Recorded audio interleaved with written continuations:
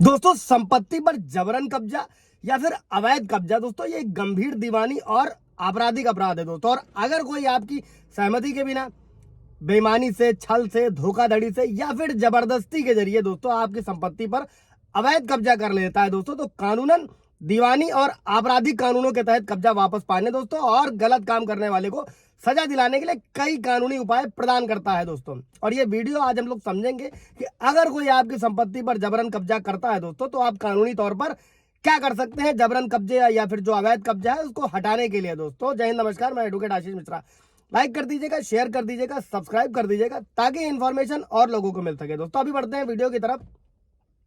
दोस्तों अवैध कब्जे का मतलब है कि कोई व्यक्ति ओनरशिप टाइटल या फिर कानूनी अधिकार के बिना आपकी संपत्ति में प्रवेश करता है या फिर उस पर कब्जा करता है और सही मालिक के रिक्वेस्ट यानी कि अनुरोध के बाद भी उसे खाली करने से इनकार करता है। दोस्तों अब इसमें क्या क्या शामिल है ये भी समझ लीजिएगा ताकि आप अपने केस को हैंडल कर सके। दोस्तों अगर किसी भी तरीके का ऐसा जमीन कब्जे का विवाद है तो सबसे पहले भूमि हड़पने वालों द्वारा अतिक्रमण यानी कि खाली करने से इनकार करना। दोस्तों किसी तरीके से किराएदार द्वारा कब्जा करना, जाली दस्तावेज बनाकर या फिर कागजों का इस्तेमाल करके कब्जा करना। दोस्तों संपत्ति में जबरन घुसना और उसमें रहना।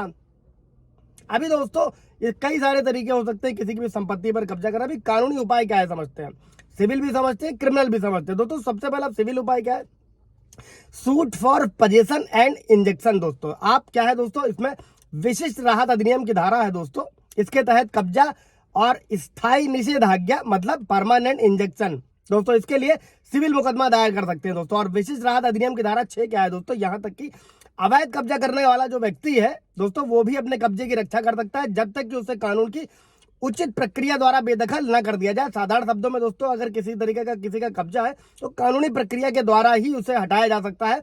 बशर्ते कि सुप्रीम कोर्ट का भी एक जजमेंट है कि अगर आपकी संपत्ति है तो आप बल प्रयोग से भी उसे खाली करा सकते हैं। कोई सवाल जवाब होगा तो कमेंट में पूछेगा। दोस्तों धारा 38 और धारा 39, 38, 39 ये अवैध कब्जा करने वालों के खिलाफ निषेधाज्ञा यानी कि इंजेक्शन मांगी जा सकती है दोस्तों। और आदेश जो 39 है दोस्तों, नियम 1 और 2 ये सीपीसी है दोस्तों। और आगे की क्षति या फिर जो कोई निर्माण करा रहा है तो उसे रोकने के लिए जो है टेम्परेरी इंजेक्शन भी आप ले सकते हैं। दोस्तों अभी समझते हैं दोस्तों आपराधिक उपाय क्या है। दोस्तों अगर कोई व्यक्ति आपकी संपत्ति में जबरन प्रवेश कर रहा है दोस्तों, तो नए कानून में कई सारी धाराएं जिनके तहत आप मुकदमा दर्ज करा सकते हैं। दोस्तों जैसे बीएनएस 329 है आपराधिक अतिचार, बीएनएस यानी कि भारतीय न्याय संहिता 330 घर में अतिचार, हाउस ट्रेसपास और क्रिमिनल ट्रेसपास। दोस्तों और बीएनएस 331 आपराधिक अतिचार के लिए दंड की व्यवस्था करी गई है इस धारा में। दोस्तों बीएनएस 351 अगर कोई धमकी दे रहा है इसको आपराधिक धमकी कहते हैं। अगर धमकी दी जा रही किसी भी प्रॉपर्टी में कुछ ऐसा करने पर इसका उपयोग किया जा सकता है। धारा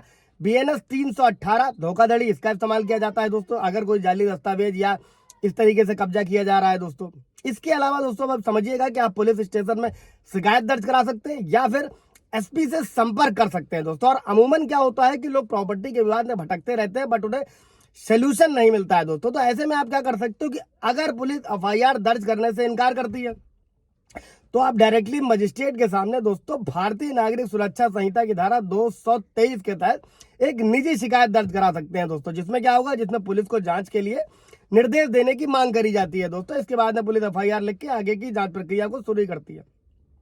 अब अभी अगर पुलिस एफआईआर दर्ज नहीं कर रही है, कार्रवाई नहीं कर रही है दोस्तों, तो आप क्या कर सकते हैं, आप संविधान के अनुच्छेद 226 आर्टिकल 226 के तहत दोस्तों हाईकोर्ट के सामने रिट लगा सकते हैं और मांग कर सकते हैं। जिसमें आप क्या क्या मांग कर सकते हैं इसको भी समझिएगा। पहला पुलिस प्रोटेक्शन, दूसरा पुलिस को एफआईआर दर्ज करने का निर्देश दोस्तों, अवैध रूप से रहने वालों को परिसर खाली करने का निर्देश। ये क्विक रेमेडी है दोस्तों, जल्दी वाला आसान वाला उपाय। और इसका जो यूज है पुलिस द्वारा धमकी, जबरदस्ती या निष्क्रियता से जुड़ी जो है तत्काल स्थितियों में किया जा सकता है। और उस पर पूरा एक ब्रीफ वीडियो भी बना हुआ है, आप जाकर देख सकते हैं। अगर कोई सवाल जवाब होगा तो कमेंट में पूछ लीजिएगा दोस्तों। Thank you.